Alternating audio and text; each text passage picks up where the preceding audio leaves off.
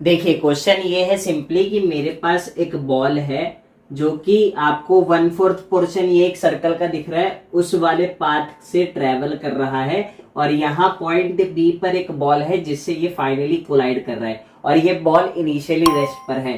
तो आपको ये बताना है कि कोलिजन के बाद इस बॉल की वेलोसिटी एक्चुअल में कितनी होगी। तो उसके लिए हमें पहले ये ढूंढना पड़ेगा कि ये कितनी वेलोसिटी से एक्चुअल में इस बॉल बी पॉइंट पर जो बॉल है उससे कोलाइड करेगा। और वो आप कैसे निकालोगे, सीधी बात है भाई। देखिए यहाँ पर ये जो है किसी हाइट h पर था, ये अगर रेफरेंस पॉइंट मान लो तो ये इनिशियली यहाँ पर था किसी हाइट h पर, और वो हाइट कितनी है इस सर्कल के रेडियस के बराबर। तो अगर मैं बात करूं वो जब नीचे आया तो वो अगर यहाँ पर किसी हाइट h पर था, अब वो रेफरेंस पॉइंट पर आ चुका है, तो मीन्स इसकी पोटेंशियल एनर्जी घट गई और पूरी की पूरी पोटेंशियल एनर्जी जो है काइनेटिक एनर्जी में कन्वर्ट हो चुकी है। तो एनर्जी कंजर्वेशन के अकॉर्डिंग मैं ये बोल सकता हूं कि mgh बराबर हाफ mv²।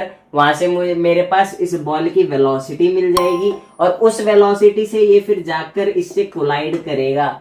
और आपको पता है अगर मैं बोल दूं कि ये इन दोनों बॉल्स के बीच में जो कोलिजन हो रहा है वो इलास्टिक कोलिजन हो रहा है, तो बहुत ही एक इम्पॉर्टेंट पॉइंट है जो आपको खास यहाँ पर ध्यान रखनी है। अगर ये दोनों बॉल्स का मास सेम है और इन दोनों के बीच में जो होने वाला कोलिजन है वो इलास्टिक है, और वो इम्पोर्टेंट पॉइंट क्या है वो आप थोड़ा सा अपने दिमाग में जोर दे और सोचे और मुझे बताएं। ना मतलब ऐसा बिल्कुल इमीडिएट नहीं सोचे हैं, बट सोचेंगे। दिमाग पे ज्यादा प्रेशर मत करो, कम प्रयोग करते हो ना तो जंग लग गया है उसमें। खाओ। तो देखिए इंपॉर्टेंट पॉइंट ये है कि अगर दोनों का मास सेम है और इलास्टिक कोलिजन है तो कोलिजन के बाद इन दोनों की वेलोसिटीज जो है वो एक्सचेंज हो जाएगी। तो इसकी जो फाइनल वैल्यू है वो v हो जाएगी और ये बॉल जो है फाइनली रेस्ट पर आ जाएगा।